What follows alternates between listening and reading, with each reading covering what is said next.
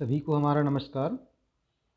आज के अध्ययन का हमारा मुख्य विषय है पूर्ण प्रतियोगिता में फर्म का संतुलन, equilibrium of a firm under perfect competition. इस टॉपिक को आज के लेक्चर वीडियो हम समझेंगे। तो हम पहले परफेक्ट कंपटीशन में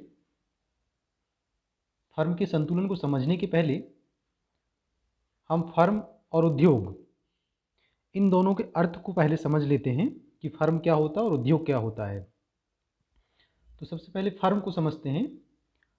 फर्म एक वस्तु का उत्पादन करने वाली एक इकाई होती है, यानी जो फर्म होती है वो एक वस्तु का उत्पादन करने वाली एक फर्म कहें हम, या इकाई कहें, या उत्पादक हम कहें, वो होती है। और जबकि उद्योग जो है, उद्योग एक समान वस्तुओं का उत्पादन करने वाली जो फर्में होती है उन फर्मों का समूह होता है। यानी जो उद्योग होता है वह ग्रुप ऑफ फर्म्स होता है। यानी एक उद्योग में हम कहें तो कई सारी फर्म काम करती हैं, कई सारी फर्म संलग्न होती हैं जो कि एक समान वस्तु का उत्पादन करती हैं। यहाँ पर हम एक डायग्राम के माध्यम से फर्म और उद्योग इन दोनों को समझते हैं। इस डायग्राम को देखिए आप। इस डायग्राम में हमने 3 फर्म दिखाई हुई है। ये फर्स्ट फर्म देखिए, Indian textile mills Indore. Example हमने लिया है कि ये कपड़े का उत्पादन करती हैं। और ये दूसरी फर्म है टेक्सटाइल मिल्स भोपाल। ये भी एक फर्म है जो कि कपड़े का उत्पादन करती है। और एक फर्म है टेक्सटाइल मिल्स बुरहानपुर, ये भी कपड़े का उत्पादन करती हैं। इस तरह से देखिए, ये 3 फर्म हैं। ये 3 फर्म एक समान वस्तु का उत्पादन करती हैं, यानी ये तीनों फर्म जो है कपड़े का उत्पादन करती हैं। तो ये फर्म कहलाती हैं जो कि एक विशेष वस्तु का उत्पादन करती हैं। और ये सब फर्म जो कि कपड़े का उत्पादन कर रही हैं, एक जैसी वस्तु का उत्पादन कर रही हैं, इन सभी फर्मों का जो समूह होगा वह कहलाएगा टेक्सटाइल इंडस्ट्री, कपड़ा उद्योग कहलाएगा। तो इस डायग्राम के माध्यम से आपने काफ़ी अच्छी तरह से फर्म और इंडस्ट्री यानी उद्योग इन दोनों को काफ़ी अच्छी तरीके से समझा होगा। तो इस तरह से हम एक सिंपल बात और कहें तो ये जो फर्म होती है ये एक शहर विशेष पे या स्थान विशेष पे इसकी स्थापना होती है। यानी इसका क्षेत्र जो है फर्म का ज़्यादा बड़ा नहीं होता है। जैसे कि आप देख रहे हैं ये वाली फर्म जो है ये इंदौर की है, ये फर्म भोपाल की है, ये बुरहानपुर की है। यानी ये क्षेत्र विशेष में इनकी स्थापना की गई है। जबकि जो उद्योग होता है, अगर हम इंडस्ट्री की बात करें तो इंडस्ट्री जो है इसका क्षेत्र जो है काफ़ी बड़ा होता है। यानी इंदौर में फैला हुआ है कपड़े का उद्योग, कपड़े बनाने की फर्में हैं, भोपाल में है, बुरहानपुर में है, और भी कई तरह के जो क्षेत्र हैं, स्थानीय क्षेत्र हैं, वहाँ पर कपड़े का उत्पादन कार्य किया जाता है। तो वो सब क्या है, टेक्सटाइल इंडस्ट्री के अंतर्गत आएंगी। क्योंकि यहाँ पे हमने सिर्फ एक आपको समझने के लिए इंदौर, भोपाल और बुरहानपुर का एग्जाम्पल दिया है। तो ऐसा कुछ नहीं है कि यहीं पे टेक्सटाइल फर्म्स है, बहुत सारी फर्म्स हैं। पूरे ऑल इंडिया की हम बात करें तो कई तरह की फर्म्स है, और वो सब मिलकर एक इंडस्ट्री बनाते हैं या इंडस्ट्री में सम्मिलित हैं। चाहे वो टेक्सटाइल की हो सकती है, चीनी की हो सकती है, और भी कई तरह की उद्योग है उनकी हो सकती है। तो इस तरह से आपने इस डायग्राम में समझा कि फर्म क्या है और इंडस्ट्री क्या है। अब देखिए, हम परफेक्ट कंपटीशन में फर्म के जो इक्विलिब्रियम है उसको समझते हैं, पूर्ण प्रतियोगिता में फर्म के संतुलन को समझते हैं। जैसे कि संतुलन का जो मतलब होता है, हम सिंपल सी भाषा में बात करें कि संतुलन, तो संतुलन का मतलब होता है कि जिसमें परिवर्तन ना हो, यानी जिसमें परिवर्तन का अभाव हो, वो कहलाएगा क्या? संतुलन। अब यदि हम फर्म की बात करें कि भाई फर्म किस बिंदु पर संतुलन की स्थिति में होगी, उस बिंदु पर संतुलन की स्थिति में कही जाती है जहां पर उस फर्म के उत्पादन की जो मात्रा है उसमें किसी भी तरह का कोई परिवर्तन नहीं हो रहा है, यानी उत्पादन ना तो तेजी से कम हो रहा है और ना ही तेजी से बढ़ रहा है। इस तरह की जो दोनों स्थितियां हैं, ये दोनों स्थितियों का अभाव यदि उस फर्म के उत्पादन में है तो वहाँ पर उस फर्म के संतुलन की स्थिति कही जाएगी। यानी उस फर्म में उत्पादन की जो मात्रा है वह कैसी होगी? संतुलित होगी, साम्य की स्थिति में होगी, और ऐसी स्थिति में उस फर्म को मैक्सिमम प्रॉफिट, अधिकतम लाभ उसको प्राप्त होगा। अब यहाँ पर हम फर्म के संतुलन की विधियों के बारे में बात करेंगे, अप्रोचेस ऑफ इक्विलिब्रियम। तो फर्म के संतुलन को ज्ञात करने की दो विधियां हैं। नंबर 1, जैसे कि आप स्क्रीन पर देख रहे हैं, नंबर 1 कुल आगम तथा कुल लागत वक्र विधि, total revenue and total cost curve approach. Number 2 सीमांत आगम तथा सीमांत लागत वक्र विधि, marginal revenue and marginal cost curve approach. तो ये दो विधियां हैं, इन दो विधियों से फर्म के संतुलन को ज्ञात किया जाता है। आगे अभी हम इन दोनों विधियों के बारे में चर्चा करेंगे।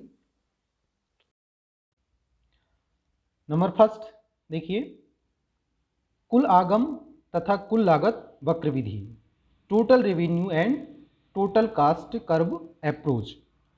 इस मेथड से हम पूर्ण प्रतियोगिता के अंतर्गत फर्म के साम की बात करेंगे, उसकी हम यहाँ पर चर्चा करेंगे।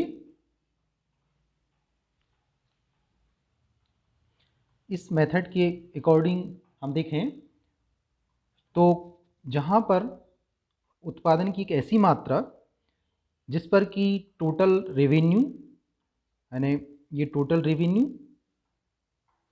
और टोटल कास्ट, ये दोनों, इन दोनों की तुलना की जाती है कि उत्पादन की एक ऐसी मात्रा जहाँ पर कि टोटल रेवेन्यू और टोटल कास्ट, ये दोनों का डिफरेंस, इन दोनों का अंतर सबसे ज़्यादा होता है, वहाँ पर फर्म को सबसे ज़्यादा प्रॉफिट होता है, मैक्सिमम प्रॉफिट उसको वहाँ पर होता है। अर्थात उस उत्पादन की मात्रा पर फर्म जो है संतुलन की अवस्था में होती है। तो इस मेथड में आप समझे होंगे कि टोटल रेवेन्यू और टोटल कास्ट, इन दोनों की तुलना की जाती है और इन दोनों का जो गैप या डिफरेंस हम कहें, सबसे ज़्यादा जिस उत्पादन की मात्रा पे होता है वहाँ पर फर्म जो है संतुलन की स्थिति में होती है। इसको हम एक डायग्राम के माध्यम से समझते हैं। देखिए ये डायग्राम है और यहाँ पर हम इस डायग्राम में हमने ओ एक्स एक्सिस पर देखिए उत्पादन की मात्रा को दर्शाया है और ये ओ बाय एक्सिस पर कुल लागत, कुल आगम और कुल लाभ को दर्शाया है। इस डायग्राम में ये वाला जो कर्व है, ये जो सीधा कर्व जाता है, ये वाला सीधा वाला कर्व जो है ये टोटल रेवेन्यू कर्व है, कुल आगम वक्र है, और ये वाला जो वक्र है ये टीसी टोटल कास्ट कर्व है, कुल लागत वक्र है। अब इन दोनों की तुलना की जाती है इस मेथड के द्वारा। तो देखिए इस मेथड में हम देखें, इस डायग्राम में हम देखें तो उत्पादन की मात्रा OM1 और OM2, ये दो मात्राएं देखिए, OM1 और OM2, ये दोनों मात्राओं के बीच हम देखें, OM1 की बात करें तो ये वाला पॉइंट A और OM2 की बात करें तो B पॉइंट, ए और बी, इन दोनों बिंदुओं के बीच में हम देखें तो ये जो टोटल रेवेन्यू कर्व है ऊपर वाला और नीचे वाला टोटल कास्ट कर्व, इन दोनों का डिफरेंस है, इन दोनों के बीच में डिफरेंस है।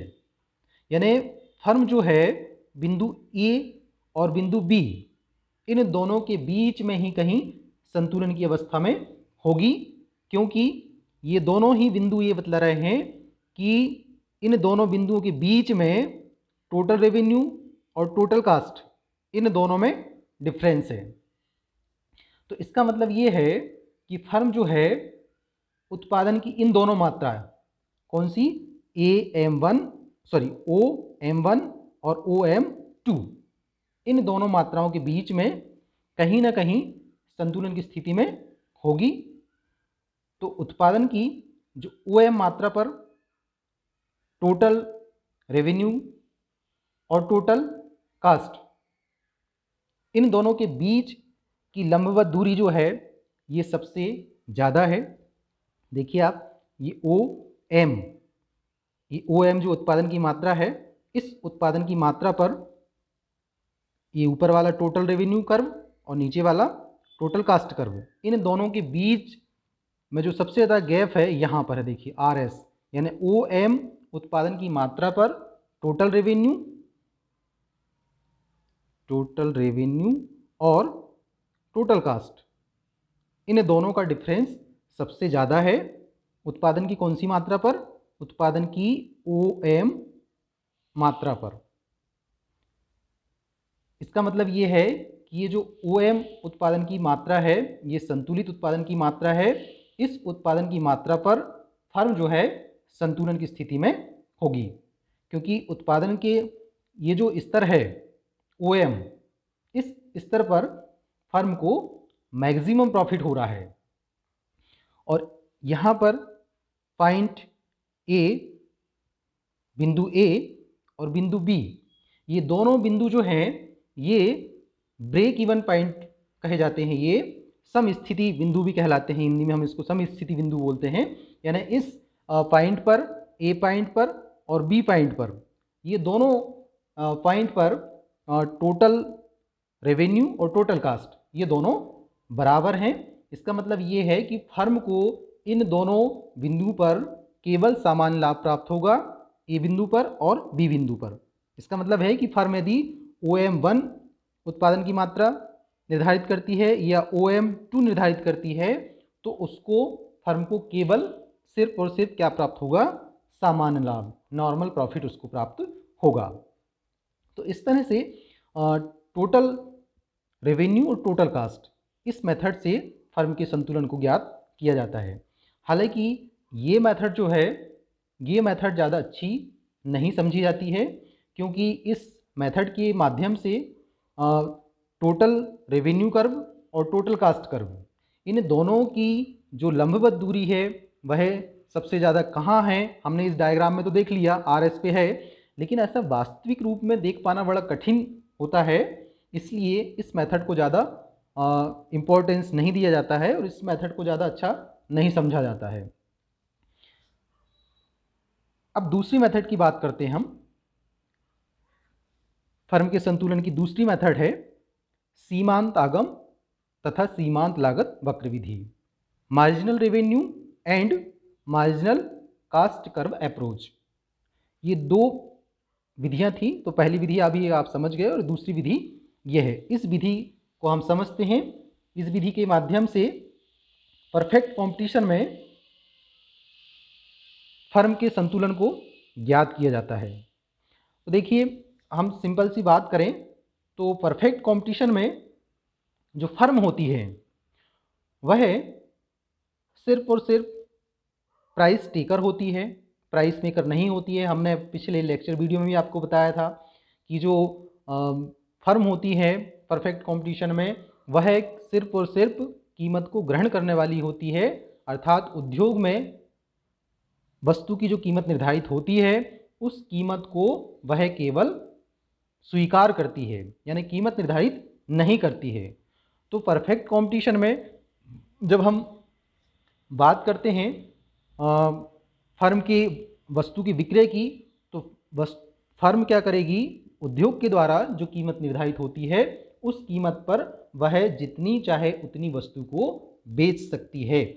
इसका मतलब ये है कि परफेक्ट कंपटीशन में फर्म का जो AR होता है यानी एवरेज रेवेन्यू होता है वह MR के बराबर होता है, मार्जिनल रेवेन्यू के बराबर होता है और प्राइस के इक्वल भी होता है। यानी परफेक्ट कंपटीशन में प्राइस और एवरेज रेवेन्यू और मार्जिनल रेवेन्यू ये तीनों ही एक दूसरे के बराबर होते हैं। अब बात करते हैं कि जब हमें मार्जिनल रेवेन्यू और मार्जिनल कास्ट इन दोनों के द्वारा फर्म के संतुलन को ज्ञात करना हो तो उसके लिए ज़रूरी है कि ये दो शर्तें पूरी हों। फर्स्ट कंडीशन ये है कि फर्म का जो सीमांत आय है या सीमांत आगम हम कहें मार्जिनल रेवेन्यू वह मार्जिनल कास्ट के इक्वल होनी चाहिए। यानी फर्म उस बिंदु पर संतुलन की स्थिति में होगी जहां पर मार्जिनल रेवेन्यू मार्जिनल कास्ट के इक्वल हो, पहली कंडीशन। और दूसरी शर्त यह है कि फर्म का जो सीमांत लागत वक्र है वह सीमांत आगम वक्र को नीचे से काटता हो। यानी फर्म का जो मार्जिनल कास्ट कर्व है वह मार्जिनल रेवेन्यू कर्व को नीचे से काटता हो। तो जिस पॉइंट पर ये दो कंडीशन फुलफिल होंगी, दोनों शर्तें पूरी होंगी, वहां पर फर्म का संतुलन स्थापित होगा।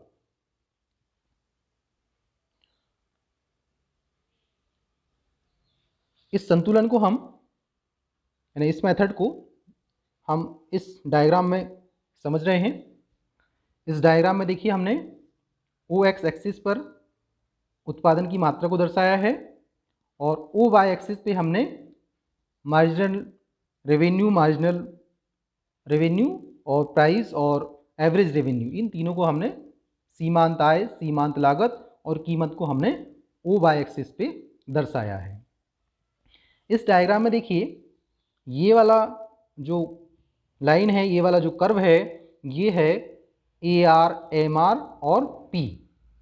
यानी ये वाला जो वक्र है ये एवरेज रेवेन्यू भी है, मार्जिनल रेवेन्यू भी है और प्राइस लाइन भी है। और ये तीनों ही कैसे हैं, एक दूसरे के इक्वल हैं। इसलिए इन तीनों की अलग अलग कर्व नहीं है, एक ही कर्व है। अब यहाँ पर देखिए ये वाला जो कर्व है, ये वाला, ये MC, ये मार्जिनल कास्ट कर्व है। अब ये वाला मार्जिनल कास्ट कर्व इस जो MR है या उसको हम P भी कहें या AR भी हम कहें, तो इस MR कर्व को ये देखिए पहली बार यहाँ से तो A बिंदु पे काटता है और उसके बाद में फिर ये नीचे की ओर और फिर यहाँ से ऊपर की ओर बढ़ता है और B बिंदु पे काटता है और उसके बाद फिर ये ऊपर की ओर उड़ता है। तो पहली शर्त तो ये थी कि भाई सीमांत आय, मार्जिनल रेवेन्यू और मार्जिनल कास्ट ये दोनों बराबर हो। तो देखिए पॉइंट A पर जब मार्जिनल कास्ट कर्व ये ऊपर से जो आ रहा है, ये मार्जिनल रेवेन्यू कर्व ये वाले को A बिंदु पर प्रारंभ में काट रहा है। तो इसका मतलब ये है कि यहाँ पर बिंदु A पर ये पहली वाली शर्त पूरी हो जाती है, यानी MR इक्वल टू MC। ये फर्स्ट वाली कंडीशन है। ये देखिए फर्स्ट वाली कंडीशन, ये फर्स्ट वाली कंडीशन। तो ये फर्स्ट वाली कंडीशन तो ये बिंदु A पर पूर्ण हो जाती है, लेकिन फिर भी फर्म जो है बिंदु A पर संतुलन की स्थिति में नहीं होगी। क्यों? क्योंकि बिंदु A पर जो सेकंड वाली कंडीशन है कि फर्म का सीमांत लागत वक्र marginal cost curve marginal revenue curve को नीचे से काटता हो, तो ये तो ऊपर से काट रहा है, तो यहाँ पर बिंदु A पर फर्म संतुलन की स्थिति में नहीं होगी। अब B बिंदु पे हम देखें तो इस B बिंदु पर ये दोनों कंडीशन फुलफिल हो रही हैं।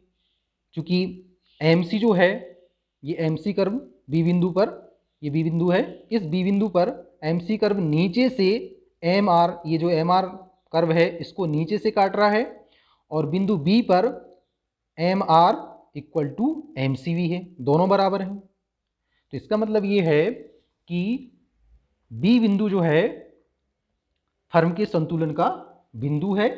इस बिंदु पर फर्म को अधिकतम उत्पादन मात्रा प्राप्त हो रही है, मैक्सिमम प्रॉफिट उसको बिंदु बी पर प्राप्त हो रही है, इसलिए फर्म जो है बिंदु बी पर संतुलन की स्थिति में होगा। ए पर नहीं है, ये हमने बता दिया है आपको, ठीक है। जो है बिंदु ए पर संतुलन की स्थिति में हो जाती है, तो यहाँ पर देखिए बिंदु ए के बाद जो है मार्जिनल कास्ट नीचे की ओर गिर रही है और मार्जिनल रेवेन्यू ऊपर है, यानी फर्म को बिंदु ए के बाद यानी OM उत्पादन की मात्रा के बाद यदि फर्म और आगे उत्पादन कार्य जारी रखती है तो ऐसी स्थिति में क्या होगा कि फर्म को मार्जिनल रेवेन्यू कम आएगी और मार्जिनल कास्ट कम आएगी, यानी प्रति इकाई उत्पादन लागत जो है कम आएगी और प्रति इकाई आगम जो है मार्जिनल रेवेन्यू जो है वो ज़्यादा प्राप्त होगा। इसलिए फर्म क्या करेगा, बिंदु ए के बाद भी यानी OM उत्पादन की मात्रा के बाद भी उत्पादन कार्य को जारी रखेगी।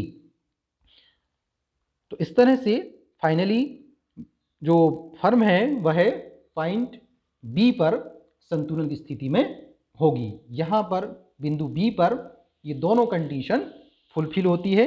ये जो दोनों कंडीशन हमने आपको बताया था, ये वाली फर्स्ट वाली और सेकंड वाली।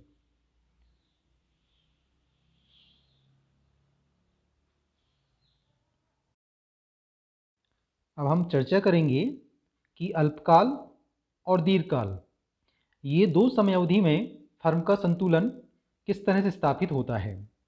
पहले हम यहाँ पर अल्पकाल की समयावधि में देखेंगे कि अल्पकाल में फर्म का संतुलन किस तरह से स्थापित होता है, और फिर हम दीर्घकाल की स्थिति में फर्म के संतुलन को समझेंगे।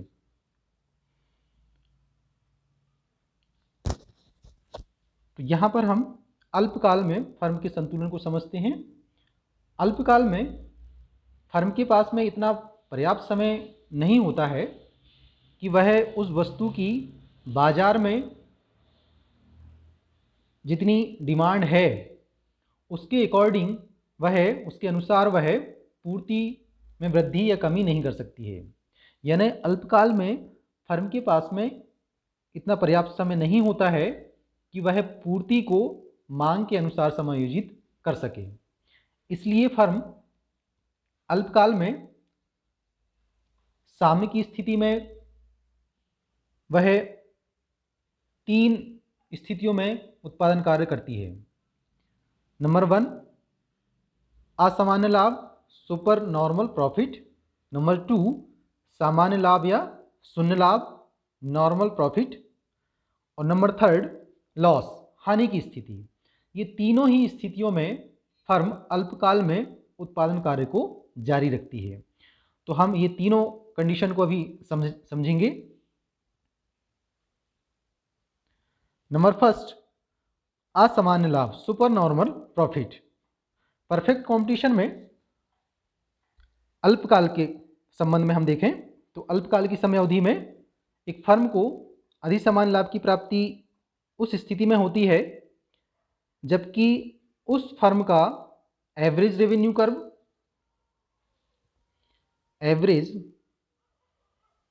कर्व, ये एवरेज कास्ट से बड़ा होता है, उससे अधिक होता है। ऐसी स्थिति में उस फर्म को सुपर नॉर्मल प्रॉफिट प्राप्त होता है। तो इसको हम एक डायग्राम से समझते हैं।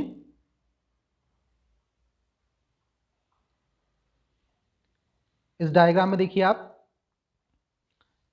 इस डायग्राम में हमने OX एक्सिस पर उत्पादन की मात्रा को और OY एक्सिस पे हमने कास्ट और रेवेन्यू को दर्शाया है।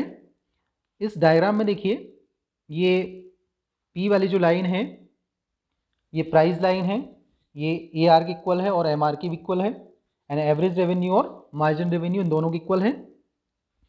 यहाँ पर ये वाला कर्व जो है MC, ये मार्जिनल कर्व है, और ये वाला AC कर्व जो है एवरेज कास्ट कर्व है। तो यहाँ पर ये मार्जिनल रेवेन्यू कर्व MC ये MR कर्व को बिंदु E पर नीचे से काट रहा है, नीचे से, अर्थात फर्म जो है बिंदु E पर संतुलन की स्थिति में है। इस संतुलन की स्थिति पर फर्म OQ इतनी मात्रा उत्पादित करेगा, और फर्म की जो कीमत होगी, उत्पादन की जो कीमत होगी वह कितनी होगी, OP होगी। ये OP कीमत जो है इसको उद्योग निर्धारित करता है और उस कीमत को फर्म एक्सेप्ट करती है। तो फर्म इस कीमत पर, OP कीमत पर कितना OQ के बराबर में उत्पादन की इकाइयाँ उत्पादित करेगी, जो कि संतुलित इकाइयाँ हैं। तो इस तरह से यहाँ पर फर्म का साम्य बिंदु जो है E है, और OP साम्य कीमत है, और OQ साम्य उत्पादन की मात्रा है। अब हम यहाँ पर फर्म का सुपर नॉर्मल प्रॉफिट देखेंगे, असामान्य लाभ को कैलकुलेट करेंगे। तो उसके लिए हम क्या करेंगे, उसके लिए हम देखेंगे कि फर्म की जो प्रति इकाई लाभ है, प्रति इकाई लाभ ES के बराबर में है।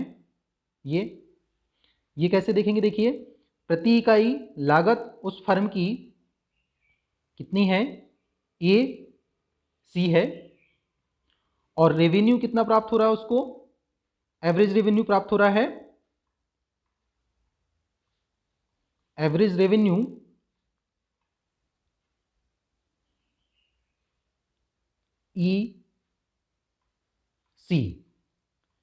EC के बराबर में उसको एवरेज रेवेन्यू प्राप्त हो रहा है, सॉरी EC नहीं, EQ को हम PO भी लिख सकते हैं, एक ही बात है। तो EQ ये फर्म का प्रति इकाई रेवेन्यू है, मार्जिनल रेवेन्यू है, और इसका एवरेज कास्ट हम देखें तो एवरेज कास्ट है इसकी CQ। अब देखिए EQ माइनस CQ, ये माइनस लगाया बीच में हमने, इक्वल टू हमें प्राप्त होगा कितना, EC।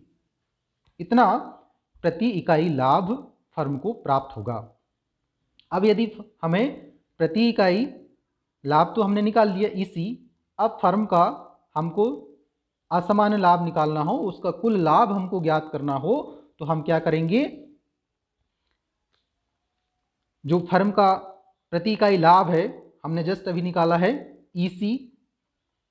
EC इंटू उत्पादन की बेची गई इकाइयाँ। उत्पादन की बेची गई इकाइयाँ जो है, या उत्पादित हम इकाई कहें तो OQ भी लिख सकते हैं आप, या DC लिख सकते हैं, DC भी लिख सकते हैं, या OQ लिख सकते हैं, दोनों एक ही है। तो इस तरह से EC into DC equal to हो जाएगा, equal to EC equal to EC DP। ये फर्म का टोटल प्रॉफिट होगा, ये फर्म का असामान्य लाभ कहलाएगा, जिसको कि इस डायग्राम में देखिए ये छायांकित वाले चित्र से दर्शाया गया है। ये वाला, ये पूरा PECD, ये वाला जो भाग है ये फर्म का असामान्य लाभ है। अब दूसरे कंडीशन की बात करते हैं फर्म की, कि फर्म जो है अल्पकाल की समय अवधि में जब उसको सामान्य लाभ की प्राप्ति होती है, तब भी फर्म जो है उत्पादन कार्य जारी रखता है। तो फर्म को सामान्य लाभ की प्राप्ति तब होती है, ऐसी स्थिति में होती है, जबकि उस फर्म का एवरेज रेवेन्यू एवरेज रेवेन्यू और एवरेज कास्ट, एवरेज रेवेन्यू और एवरेज कास्ट, ये दोनों ही एक दूसरे के बराबर हों। आप अपनी कॉपी में नोट कीजिएगा इसको।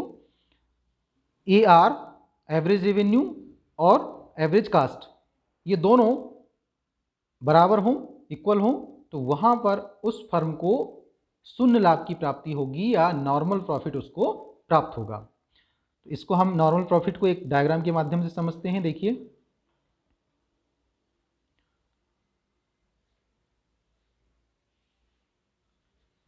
इस डायग्राम में देखिए हमने O एक्स एक्सिस पे उत्पादन की मात्रा को दर्शाया है और O वाई एक्सिस पे आगम और लागत को दर्शाया है।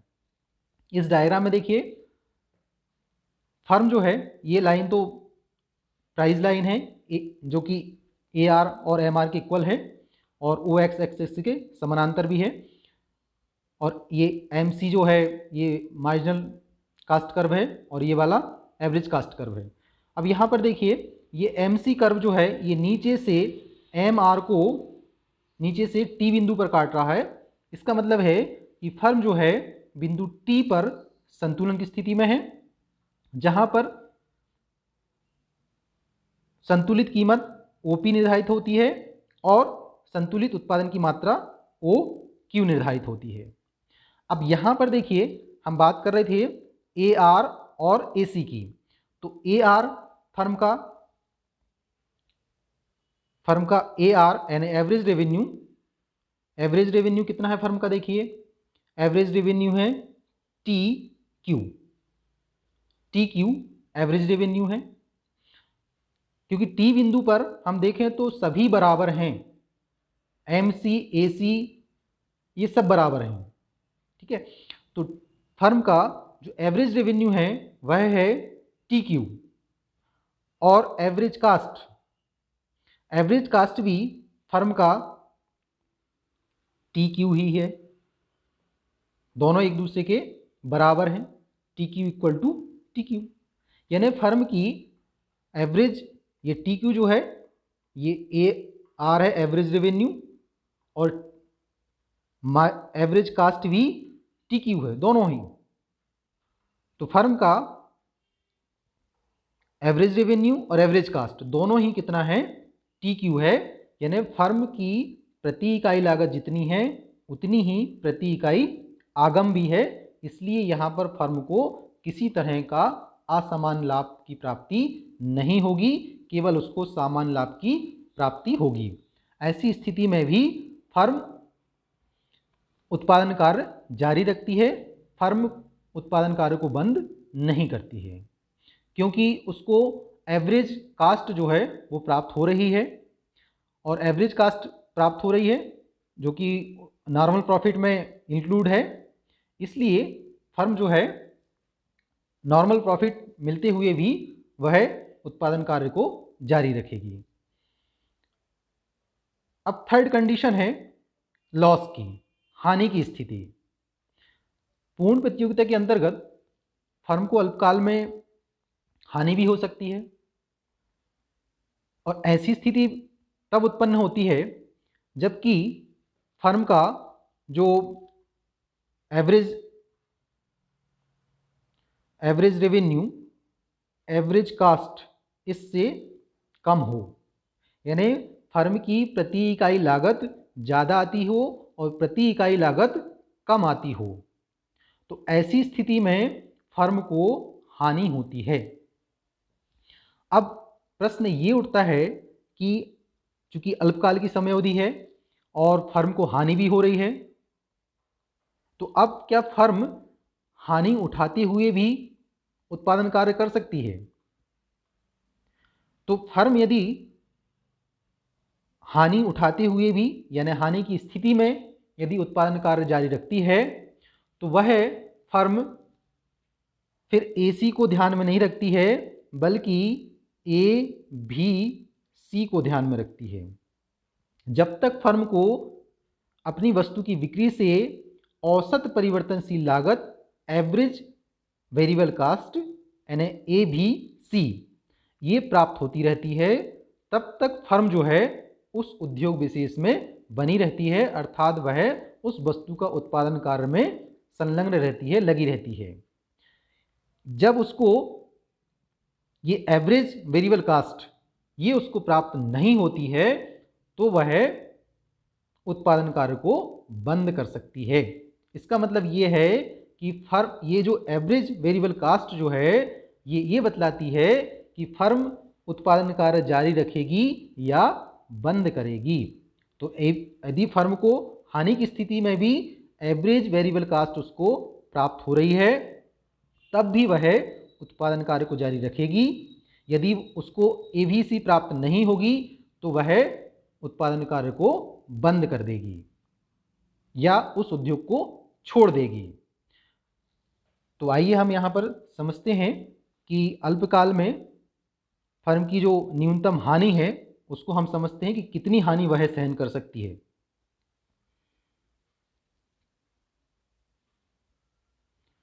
इस डायग्राम में देखिए, इस डायग्राम में हमने ओ एक्स एक्सिस पर उत्पादन की मात्रा को और ओ वाई एक्सिस पे आगम और लागत को दर्शाया है। M C marginal cost curve है, A C average cost curve है, और ये वाला जो कर्व है ये इस डायग्राम में नया कर्व देखने को आपको मिल रहा है। तो ये वाला जो कर्व है ये ए भी सी है, ए भी सी एवरेज वेरिएबल कास्ट औसत परिवर्तनशील लागत है। ये A B C he decide करती है कि उत्पादन कार्य फर्म जारी रखेगी या बंद करेगी। तो देखिए फर्म जो है, फर्म का ये एम सी, ये वाला एम सी, ये एम आर को, ये वाला जो एम आर लाइन है यानी इसको हम पी एल भी कह सकते हो आप, तो इस कर्व को नीचे से बिंदु टी पर काट रही है। तो यहाँ पर फर्म जो है बिंदु टी पर संतुलन की स्थिति में है, जहाँ पर ओ पी संतुलित कीमत है और ओ क्यू संतुलित उत्पादन की मात्रा है। अब यहाँ पर फर्म को कितनी हानि हो रही देखिए आप, ये ए सी जो है ए आर के ऊपर है, ए आर वाली लाइन है, पी एल वाली जो लाइन है यही ए आर वाली लाइन है। क्योंकि हम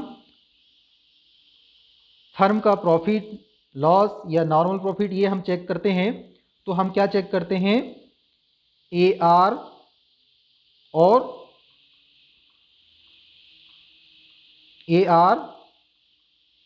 ए सी ये दोनों को चेक करते हैं कि इसमें से ज़्यादा कौन सा है। तो यहाँ पर इस फर्म में, इस डायग्राम में आप देखिए कि फर्म का जो ए सी है ये ज़्यादा है, यानी प्रति इकाई लागत ज़्यादा है, और प्रति इकाई आगम ये कम है। प्रति इकाई आगम कम है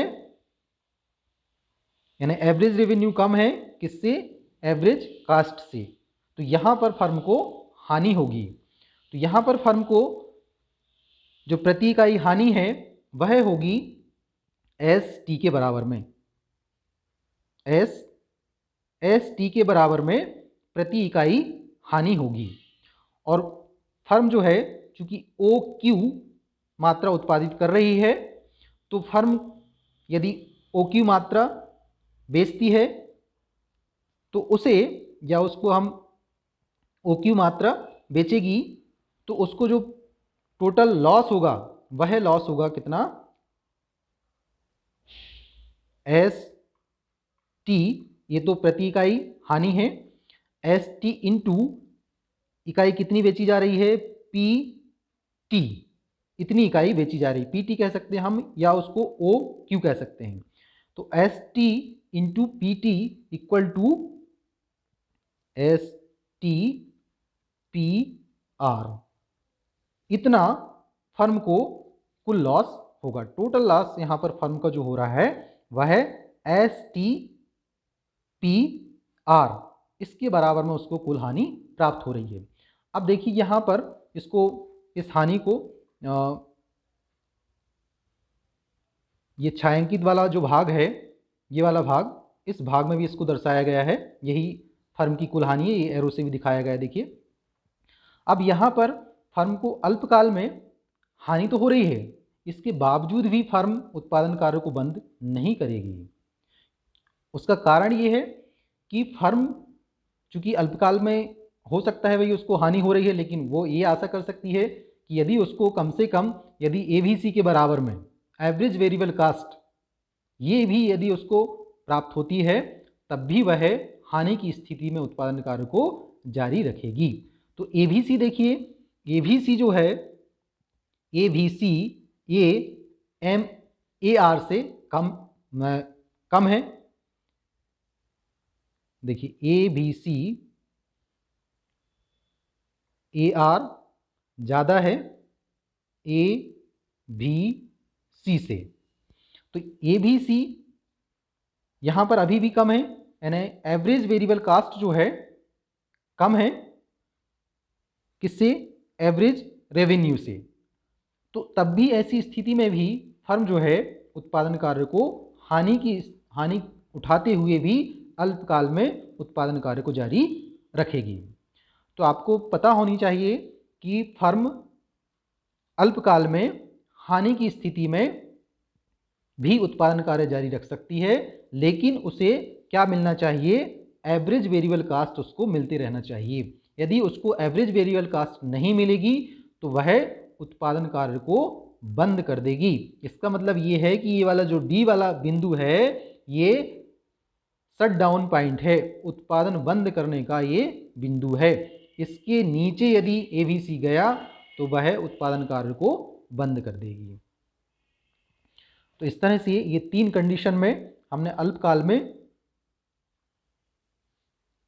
फर्म के संतुलन को समझा, असामान्य लाभ, सामान्य लाभ और हानि की स्थिति, ये 3 कंडीशन में हमने संतुलन को समझा।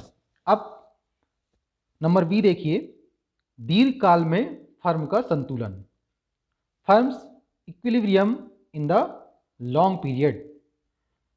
तो लॉन्ग पीरियड जो होता है दीर्घकाल एक ऐसा समय होता है, एक ऐसी समय अवधि होती है कि इस समय पर फर्म जो है वस्तु की पूर्ति को मांग के अकॉर्डिंग, मांग के अनुसार समायोजित कर सकता है। यानी दीर्घकाल में फर्म उत्पत्ति के स्थिर साधन और परिवर्तनशील साधन, इन दोनों साधनों में वह परिवर्तन कर सकता है। और इन दोनों साधनों में चूंकि परिवर्तनशील साधन तो परिवर्तित होते ही हैं, लेकिन उसके साथ साथ में वह दीर्घकाल में यदि उत्पादन की मात्रा बढ़ाना चाहता है तो उसके लिए वह स्थिर साधनों में भी परिवर्तन कर सकता है, उन साधनों को भी वह बढ़ा सकता है और मांग के अनुसार वस्तु की पूर्ति को समायोजित कर सकता है। तो दीर्घकाल में फर्म के पास में समय पर्याप्त होता है, वह मांग के अनुसार पूर्ति को समायोजित कर लेता है। इसलिए एक फर्म को दीर्घकाल में केवल सिर्फ और सिर्फ सामान्य लाभ की प्राप्ति होती है। यदि मान लीजिए किसी फर्म को, देखिए हम आपको एक एग्जाम्पल बताते हैं कि मान लीजिए एक इंडस्ट्री है, उस इंडस्ट्री में ये 2 फर्म काम कर रही हैं, A और B। अब यहाँ पर देखिए मान लीजिए कि ये दोनों फर्म को प्रॉफिट हो रहा है, A को भी और B को भी। तो जो तीसरी फर्म है, कोई तीसरी फर्म C नाम की, ये तीसरी फर्म इन दोनों फर्म के प्रॉफिट को देख के मोटिवेट होगी, प्रोत्साहित होगी, और वह क्या करेगी कि दीर्घकाल में अपना उद्योग छोड़कर ये फर्म जिस उद्योग में काम कर रही हैं उस उद्योग की ओर ये चली जाएंगी। तो यहाँ इन फर्मों को, A फर्म और B फर्म, इन दोनों फर्म को जो प्रॉफिट हो रहा था यानी असामान्य लाभ प्राप्त हो रहा था, वह घटकर सामान्य लाभ में आ जाएगा। एक स्थिति, इसकी विपरीत स्थिति भी हो सकती है कि मान लीजिए 2 फर्म हैं A और B, इन दोनों को यदि दीर्घकाल में, चूंकि अल्पकाल में हानि होती है तो वो तो हानि उठा सकती हैं, लेकिन दीर्घकाल में भी यदि उनको हानि होती है तो ये दोनों फर्म जो है, ये दोनों फर्म इस उद्योग विशेष को, जिस उद्योग विशेष में वो काम कर रही थी, जैसे कि मान लीजिए कपड़ा उद्योग का हमने सबसे पहले एग्जाम्पल दिया था आपको, उसी की हम बात करें तो मान लीजिए कि A और B फर्म ये कपड़ा उद्योग में काम करती हैं, कपड़े का उत्पादन करती हैं। तो दीर्घकाल में इनको यदि लॉस होता है तो ये कपड़ा उत्पादन को बंद कर देगी, यानी कपड़ा उद्योग को छोड़कर कोई और दूसरा उद्योग जिसमें दूसरी फर्म काम कर रही हैं उस उद्योग की ओर वो है चली जाएंगी वो फर्म। तो इस तरह से ये हानि सहन नहीं करेगी, कब? दीर्घकाल में। तो इस तरह से हम देखें तो दीर्घकाल में फर्म ना तो अधिसमान लाभ कमाता है, सुपर नॉर्मल प्रॉफिट कमाता है, और ना ही लॉस की स्थिति में होता है। तो केवल उसको सिर्फ और सिर्फ सामान्य लाभ प्राप्त होता है। तो इस तरह से आप ध्यान रखिए कि दीर्घकाल में परफेक्ट कंपटीशन के अंतर्गत फर्म को केवल सामान्य लाभ की प्राप्ति होती है। इसको हम एक डायग्राम के माध्यम से समझते हैं कि दीर्घकाल में फर्म को किस तरह से सामान्य लाभ की प्राप्ति होती है। यहाँ पर देखिए, यहाँ पर इस डायग्राम में हमने OX एक्सिस पर फर्म की उत्पादन की मात्रा को और OY एक्सिस पर आगम एवं लागत को दर्शाया है। डायग्राम का जो एनालिसिस है, उसका जो विश्लेषण है, जिस तरह से हम आपको समझाते हैं उसी तरह से आपको आपकी कॉपी में नोट डाउन करना है।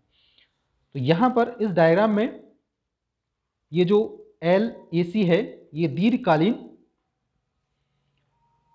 औसत लागत है, दीर्घकालीन long run average cost curve है, और ये वाला LMC ये दीर्घकालीन सीमांत लागत वक्र है, और ये वाला जो है ये प्राइस लाइन भी है, इसको एवरेज रेवेन्यू भी बोलते हैं और मार्जिनल रेवेन्यू बोलते हैं। ये तीनों इक्वल होता है परफेक्ट कंपटीशन में।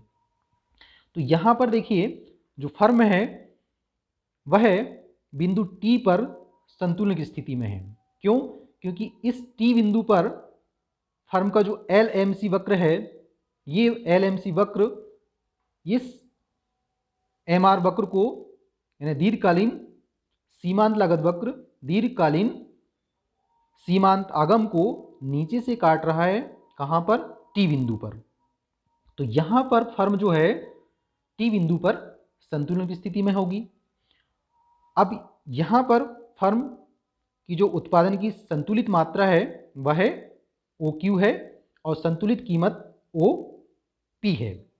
अब इस T बिंदु पर हम देखें तो T बिंदु पर सभी एक दूसरे के बराबर हैं, यानी यहाँ पर फर्म को ना तो सामान्य लाभ प्राप्त हो रहा है और ना ही अधिसमान लाभ प्राप्त हो रहा है और ना ही हानि हो रही है।